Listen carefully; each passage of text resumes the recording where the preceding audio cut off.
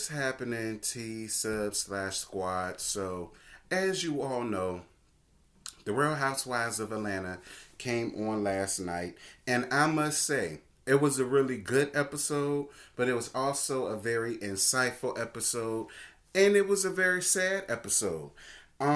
This video is gonna go to the left, and it is gonna get really serious in some parts. I'm just letting all of y'all know that now. Y'all already know how I am and how I operate. I don't give a damn about your tweets. I don't give a damn about your comments. My opinion is my opinion. Purr. Parapoo. So, Real Housewives of Atlanta, season 12, episode. I can't remember what this episode was now, girl. I'll figure it out later. But the name of it is In the Name of Charity. So, the episode starts off with Cynthia is hosting Eva's baby shower.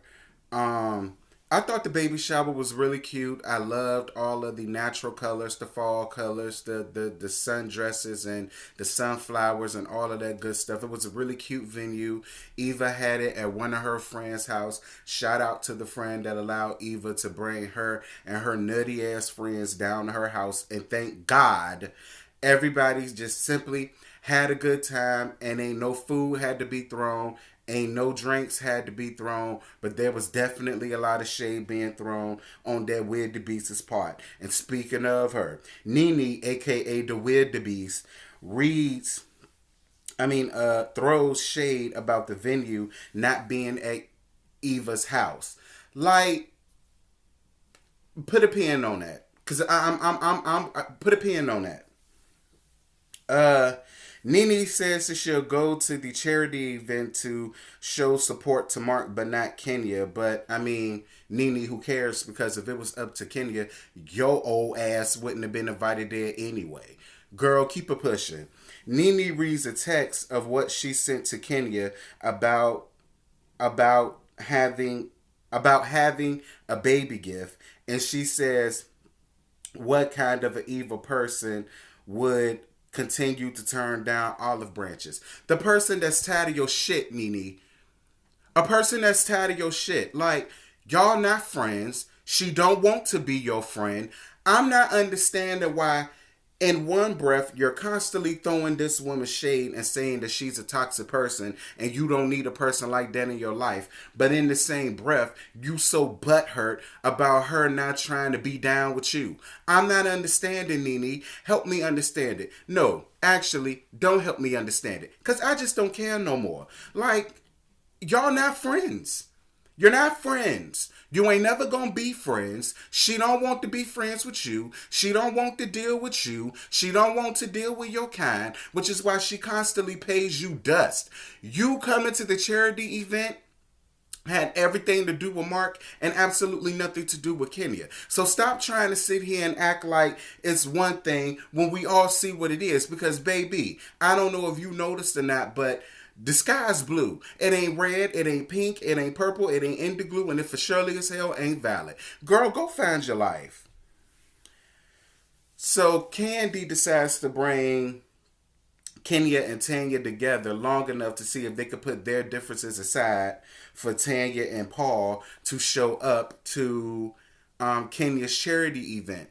And I'm just a little confused as to why Candy is even in the middle of that. Like, I could see if it was yours and Kenya's event and you wanted them to put that aside long enough for Tanya to come, but it ain't your event, Candy. So I'm really not understanding why you chose to take it upon yourself to try to speak up for these two grown ass women. I just kind of felt like that should have been for Kenya to do and not you, but I'll take it. Kenya starts throwing small shades in her confessionals about Tanya for still having a fiance and not having a husband.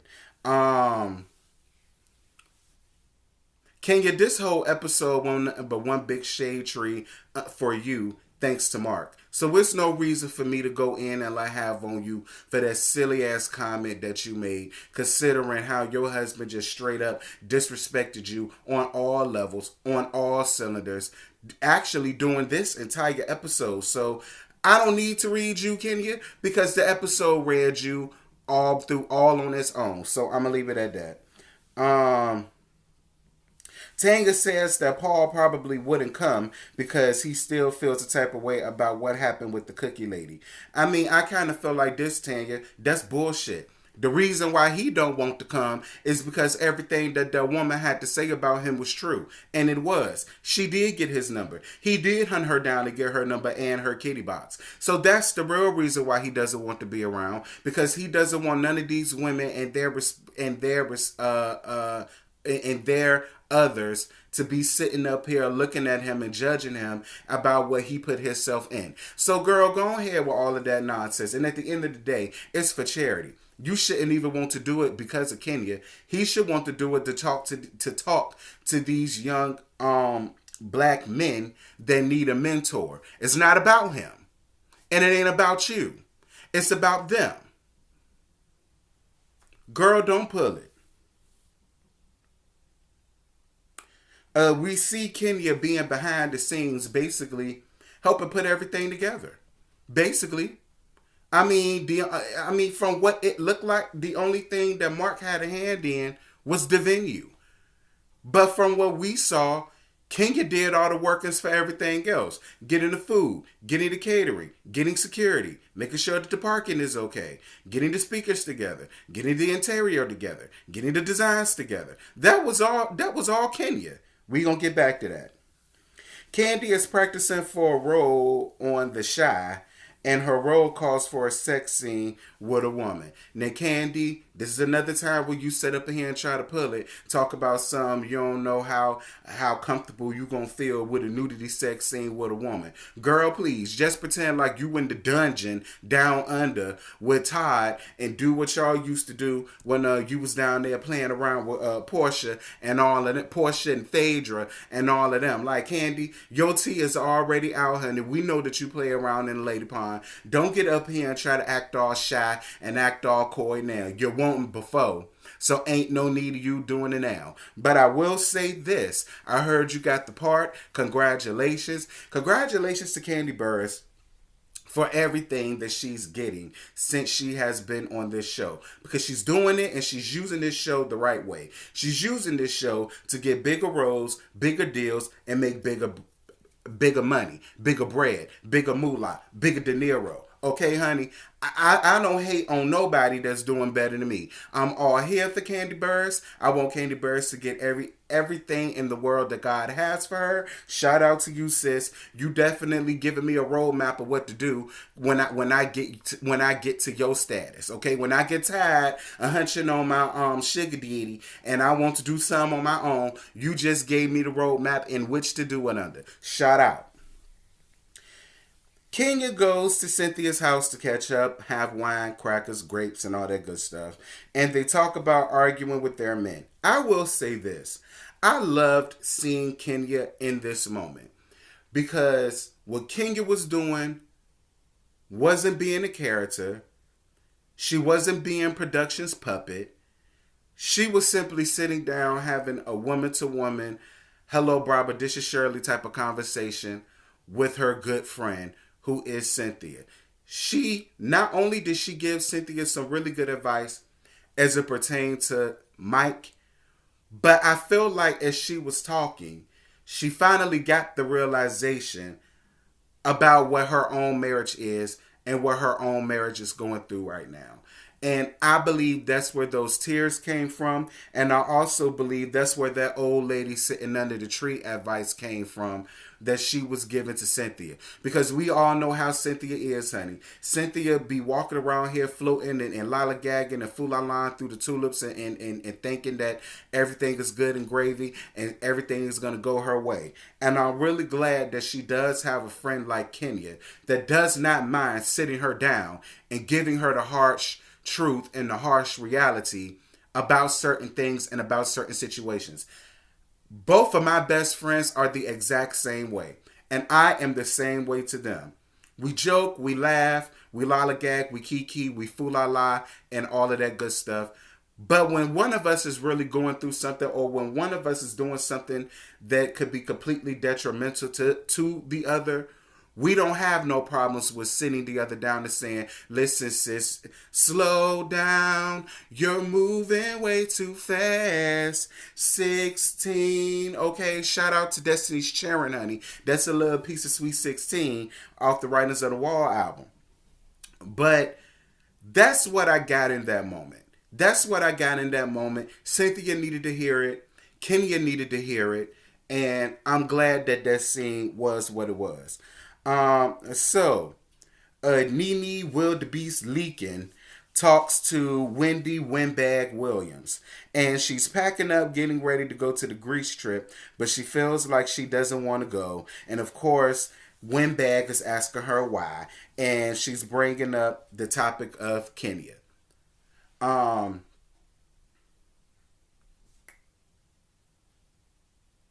Windbag, you need to be the kind of friend that you're trying to be with people on TV. And you should have just gave Nene the actual factuals. And that is, she don't see it for you. Stop trying to sit in here pulling out these fake ass olive branches. Stop trying to sit up and try to act like you really want to make things work with her. Because you don't. Let me tell y'all, like, can y'all Nene fans like quit being bluttering idiots and pea brains and morons, and can y'all stop playing Kevin Terry to the bull crap for 5 minutes to sit up and see exactly what this is? If Nene was not up on the chopping block to be ousted off of the island, do y'all really honestly think she would be sitting here being this butthurt about trying to get an apology to Kenya? No. It's like I said, she uses people for what she can use them for. Kenya see it? Kenya recognizes it? Kenya's done been through this with Nene before, and it's to the point where she's just tired of it. She's already going through a lot in her home. She ain't got no time to be sitting around here dealing with no fake friends. And I keep telling y'all, baby, it is 2020. No forced relationships. I live for Kenya. I live for how Kenya is handling Nene. And you can see Nene unraveling at the seams. Because for a person who claimed that they don't care about a person, and this person is so nasty, and this person is this, and this person is that, can somebody please explain to me why she's so butthurt that Kenya don't want to be her friend? Move it! Right on along. Kenya is styling Mark, God knows why.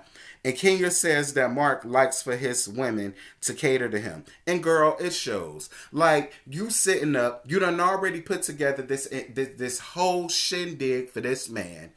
You have to style yourself and him. Then the things that you was picking out, he nitpicking. I hate dudes like that. Nitpicking. Finding every little reason and every little thing to like have an issue with or have a problem with. Which I'm not understanding how you could have a problem with anything, sir. You didn't do anything. You didn't even pick out your own outfit. She had to do that for you. But no, you want to sit up and just nitpick. I hate dudes like that. Because I dated a dude like that. And it wound up having me to punch him right in his damn face. He's just an arrogant asshole. And I no longer have anything else nice or lack thereof to say about Mark Daly. Never trust a dude with a nose ring. Remember that. You heard it here first. So we get down to the event. The event is cute. The space is cute. Everybody's cute. Dressed to impress. And Tanya shows up to support the charity, but she doesn't bring Paul. But then we find out she didn't bring Paul because she didn't even tell him that the damn event was going on. Like, Tanya, come up off of your high horse, girl. Just come on up off of it, please. So everybody has seating arrangements, and they have seating arrangements for a reason. It's a charity. These chairs are being paid for $250 a pop. And I'm more than sure there were seating arrangements for a particular reason. So when Tanya comes without her husband, she decides to sit next to Portia because Portia makes mentions that Shamia didn't come for whatever reason. We don't know why. And so when Kenya saw that, Kenya said, well, okay, sis, I'm glad that you're here, but this is not your table. You need to go and sit to your assigned seat. I get that. Portia says she feels like Kenya is picking on Tanya because of the fact that when she sat down next to her, Kenya made her move. Portia, this situation has nothing to do with you, and it has nothing to do with Tanya. That ain't Tanya's seat. That ain't Tanya's seat. She has her own seat, and she needs to go to that seat. Point blank, period. Moving right on along. Cynthia talks about how Mark didn't acknowledge Tanya or her or Mike for that matter, because Mike and Cynthia got to the party first. And when they came in, I know damn well Mark saw them because Mark walked right past them. The camera was in their face. He walked right on past them, shook hands with everybody else, talked to everybody else, and then want to come to Mike and Cynthia. Oh, hey, what's up? How you doing? I ain't even seen you there. Like, Mark is just a pompous asshole. He does the most. And I'm just confused as to why. Anyway, Marlo shows up looking if she can't do nothing else, Mama know how to dress to impress. I lived for what Marlo had on coming to that charity event. Shout out, Marlo. You get that. You did that, sis. She shows up with her nephews, but then she decides to leave because she felt some type of way about not sitting with the rest of the cast. Kenya says that Marlo should be happy that she and her nephews had a free seat. But Cynthia says that her anger is misplaced and she should be mad at her husband that didn't think enough to acknowledge her during his speech.